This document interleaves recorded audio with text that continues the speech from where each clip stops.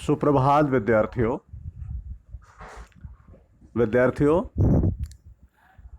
हिंदी अध्ययनशाला में आप सभी का स्वागत है।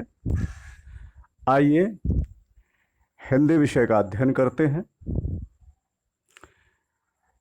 हिंदी अध्ययनशाला में उपस्थित होने के लिए, शामिल होने के लिए आप लोगों को पठन सामग्री लेकर आना है। बिना पठन सामग्री के हिंदी अध्ययन में आप शामिल नहीं हो सकते हैं। आज हिंदी विषय का अध्ययन करते हुए हिंदी व्याकरण पाठ 2 संधि नामक पाठ से विसर्ग संधि शीर्षक के अंतर्गत दी गई विषय वस्तु का अध्ययन करेंगे। आज की पाठ योजना में पुनरावृत्ति, पठन पाठन और अभ्यास कार्य आदि शामिल है। सबसे पहले पिछली पाठ योजना में जो प्रश्न दिए गए थे उन प्रश्नों के उत्तरों का मिलान कर लेते हैं। इसके बाद अगले क्रम में आगे बढ़ेंगे। तो पिछली पाठ योजना में आपको व्याकरण की पुस्तक से पाठ 2 संधि नामक पाठ पढ़ना था। संधि नामक पाठ के पाठांक पृष्ठ संख्या 18 को पढ़ना और समझना था। पाठांक पृष्ठ संख्या 18 में विसर्ग संधि के विषय में कुछ नियम प्रस्तुत किए गए थे जिन्हें आप लोगों ने पढ़ा, समझा। वही आप लोगों को पुनः पढ़ना था, समझना था। आप लोगों ने जरूर पढ़ा होगा। आइए आगे बढ़ते हैं।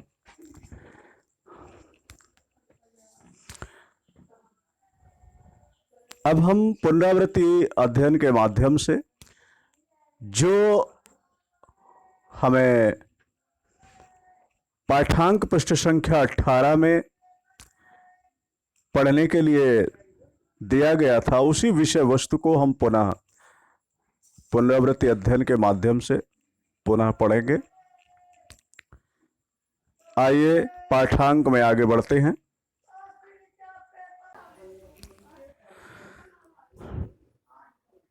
पाठांक पृष्ठ संख्या 18 से विसर्ग संधि का पुनः पुनरावृत्ति अध्ययन करेंगे।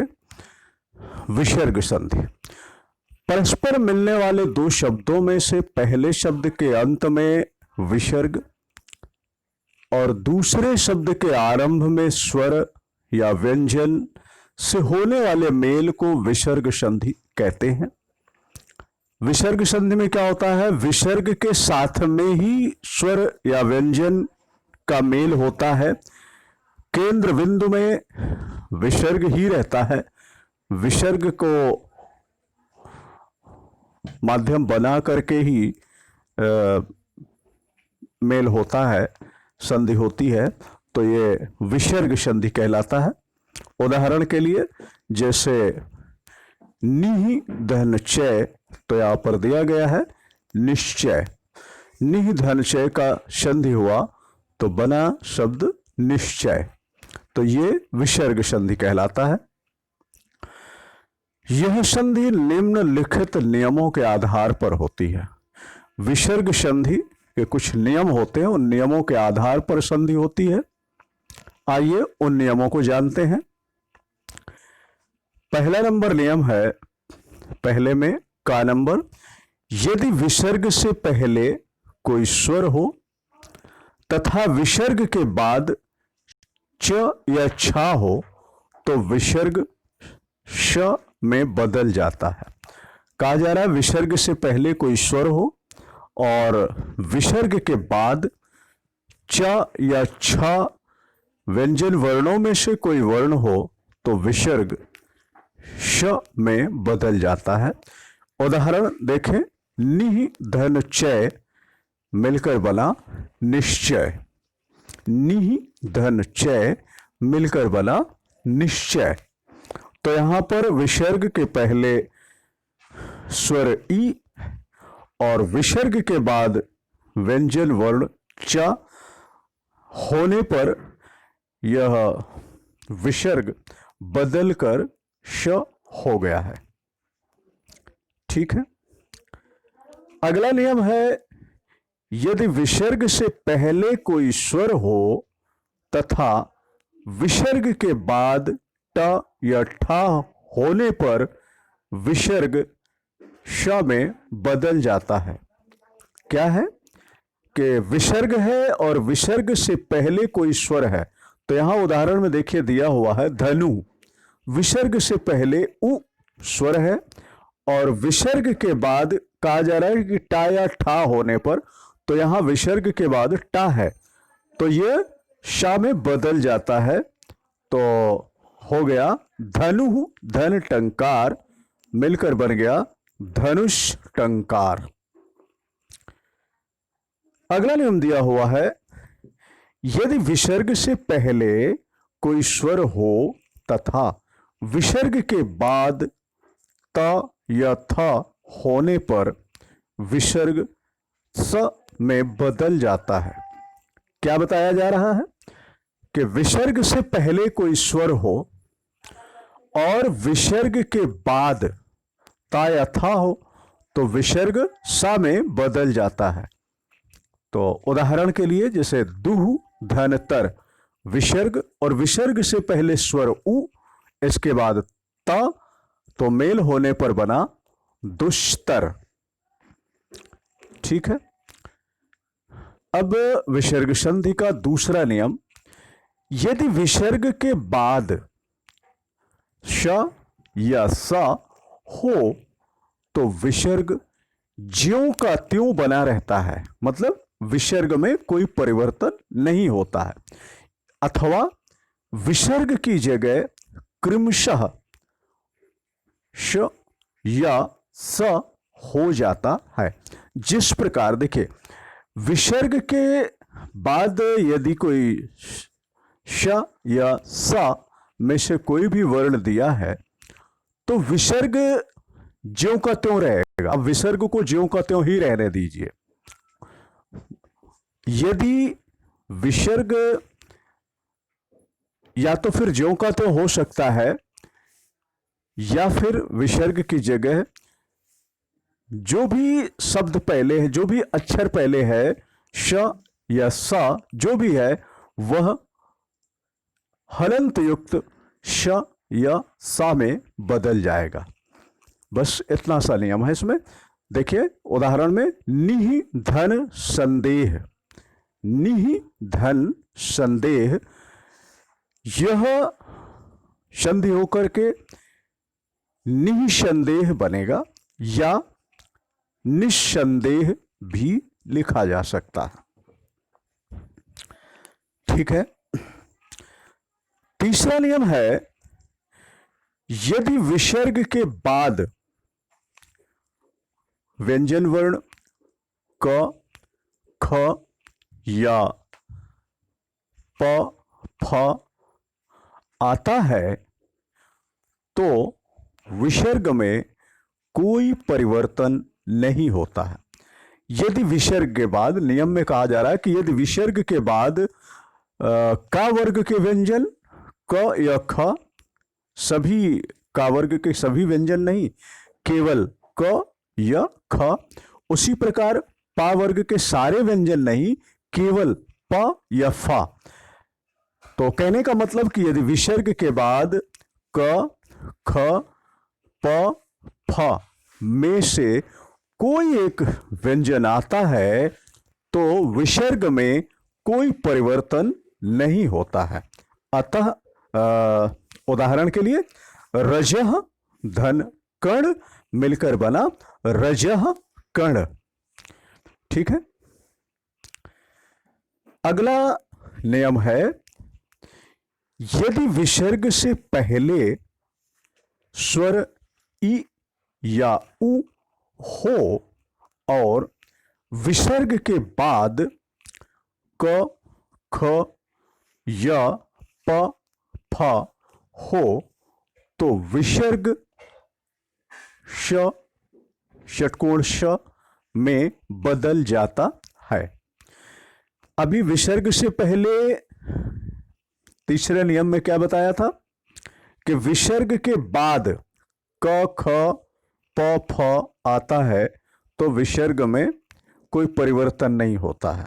अब यहां पर क्या है कि विसर्ग से पहले स्वर ई या उ होना चाहिए और विसर्ग के बाद क ख या प फ में से कोई एक वर्ण व्यंजन वर्ण आया है तो यह विसर्ग षटकोण श हलंत युक्त षटकोण श में बदल जाता है। जैसे निहि धन कपट मिलकर बना निष्कपट। ठीक है, तो इस प्रकार यह पिछली पाठ्य योजना में पढ़े गए विषय सामग्री का पुनरावृत्ति अध्ययन था। अब हम लोग आज व्याकरण पुस्तक से अगले पाठांक पृष्ठ संख्या 19 को पढ़ेंगे और समझेंगे। पाठांक पृष्ठ संख्या 19 में विसर्ग संधि से संबंधित जो विषय वस्तु दी गई है उसे पढ़ेंगे और समझेंगे। तो अब आप लोग अपनी हिंदी व्याकरण की पुस्तक पाठांक पृष्ठ संख्या 19 को खोलें।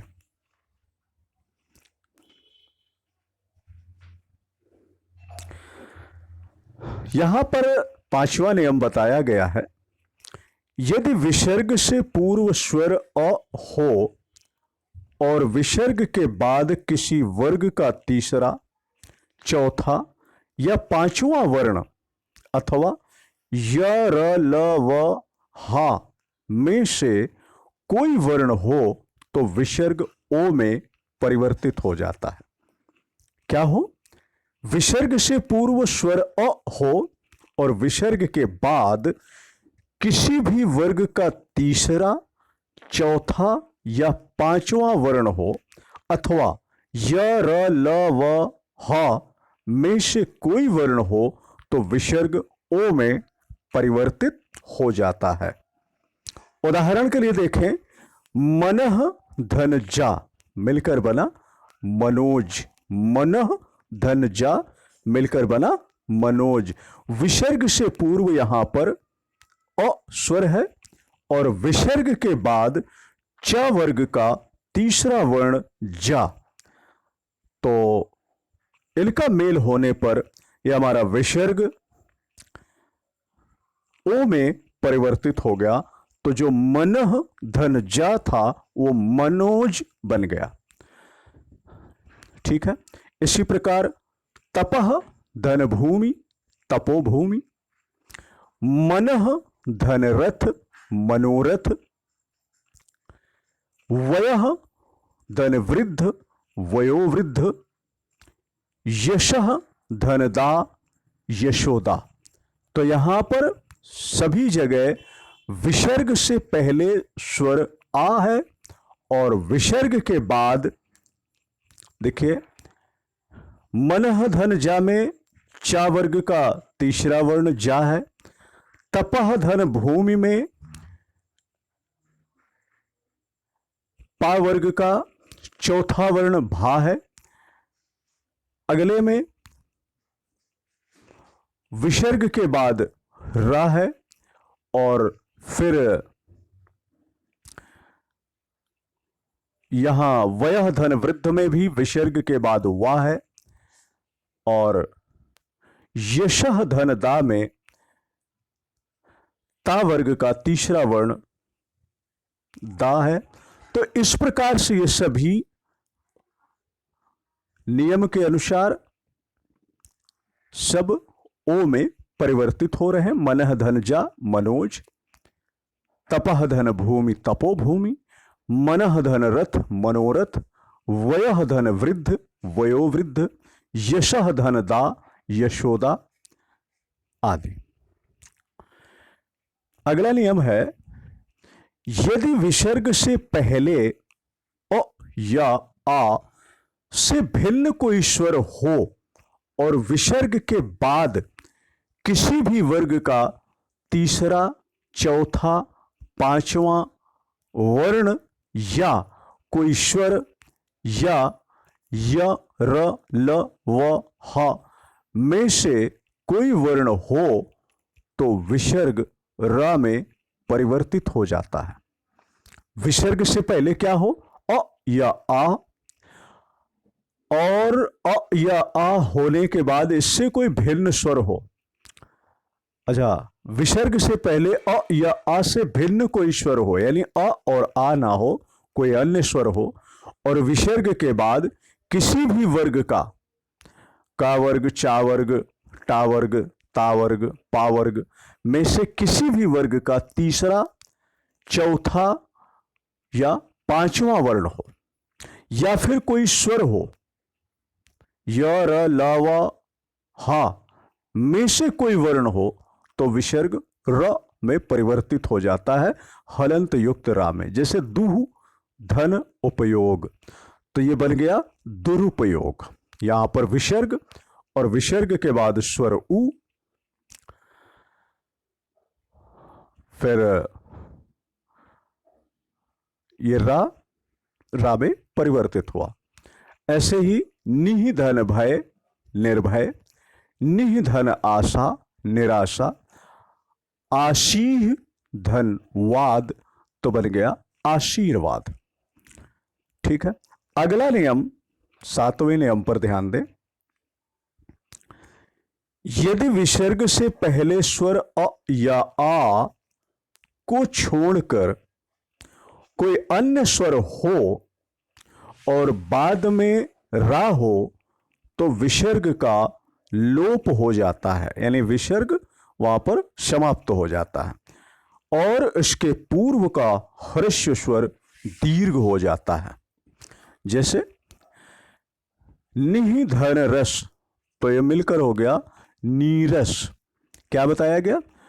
विसर्ग से पहले स्वर अ या आ को छोड़कर कोई अन्य स्वर है, यानी विसर्ग से पहले अ या आ नहीं है, कोई अन्य स्वर है और इसके बाद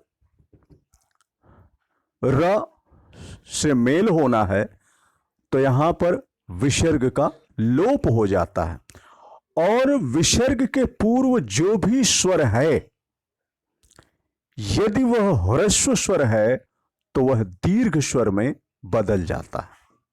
तो निहि धन रस, नीरस, निहि धन रोग, नीरोग। ठीक है, निहि धन रव, नीरव। अगला नियम, यदि विसर्ग से पूर्व स्वर आ हो एवं विसर्ग के बाद कोई असवर्ण स्वर हो तो विसर्ग का लोप होकर संधि हो जाती है। तो विसर्ग का लोप हो जाता है और वो शब्द आपस में मिल जाते हैं। कैसे? अतः धन एव मिलकर बन गया अतएव। तो यहां पर विसर्ग से पूर्व स्वर आ है और विसर्ग के बाद असवर्ण स्वर है। जैसे विसर्ग के पहले स्वर था अ, अब यहां पर है एव, तो ए, तो अ और ए असवर्ण स्वर होते हैं, तो इस बार यह मेल होने पर विसर्ग का लोप हो जाता है। तो अतः धन एव मिलकर बना अतएव। अगला नियम 9वां नंबर नियम, अंत्य सा के बदले विसर्ग होने पर नियम 5 अथवा 6 लागू हो जाता है। जैसे अधस धन गति, अधः अधः गति, तो अधस धन गति, अधस बना अधः और गति ये मिलकर बना अधोगति। निस धन गुण, तो ये हुआ निह धन गुण और बना निर्गुण। ठीक है, तो इस प्रकार यह पाठांक पृष्ठ संख्या 19 का पठन पाठन समाप्त हुआ। अब अगले क्रम में बढ़ते हैं। तो अगले क्रम में हमें आज का कार्य करना है। आज का कार्य है निम्नलिखित की संधि करो। यहां पर कुछ प्रश्न दिए गए हैं, इन प्रश्नों के उत्तर, प्रश्न एवं उत्तर दोनों हमें हिंदी व्याकरण की नोटबुक में लिखना है। तो प्रश्न दिया है निम्नलिखित की संधि करो। का से घातक शब्द दिए हैं, इनकी संधि करना है और इन शब्दों को और इनके उत्तर को आपको हिंदी व्याकरण की नोटबुक में लिखना है। प्रश्न और उत्तर जरूर लिखें, प्रश्न और उत्तर की हेडिंग जरूर लिखें, ध्यान दें। दूसरा प्रश्न है निम्नलिखित की संधि विच्छेद करो। यहां पर संधि युक्त शब्द दिए गए हैं, इन संधि युक्त शब्दों को आपको संधि विच्छेद करके लिखना है। प्रश्न और उत्तर जरूर लिखें।